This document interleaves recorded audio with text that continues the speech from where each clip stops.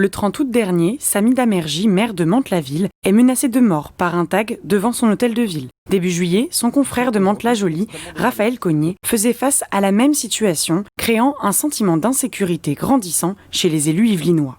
Élue maire de Plaisir depuis 2013, Joséphine Coleman-Berger ressent cette augmentation de la violence. Je compatis auprès de mes collègues par rapport à tout ce qu'ils ont pu subir. Moi-même, j'ai eu il y a quelques temps aussi des agressions et aussi j'ai reçu des menaces par écrit. J'ai reçu un caillou sur une jambe. Alors ça n'a pas été gravissime, mais le geste en soi n'est pas acceptable. Il n'y a pas eu vraiment de poursuite par rapport à ça. Il va falloir aussi que la population comprenne que nous ne devons pas être des punching balls, on ne doit pas être là des boucs émissaires de tout ce stress, bien sûr, qui est dans la société. On est là, au contraire, pour les accompagner.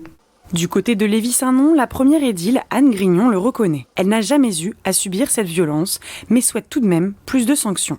Toute mesure qui permettra de combattre ce sentiment d'impunité et de rétablir l'autorité du maire sera évidemment la bienvenue. La violence envers les élus est un sujet évidemment extrêmement grave et qu'il faut combattre.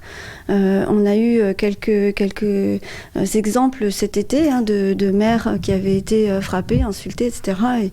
et pour lesquels il n'y a eu que de simples rappels à la loi. Donc c'est évidemment absolument inacceptable. Un souhait entendu par le ministre de la Justice, Éric Dupond-Moretti. Depuis le 7 septembre, les insultes envers les maires sont désormais qualifiées d'outrage, impliquant la mise en œuvre de travaux d'intérêt général.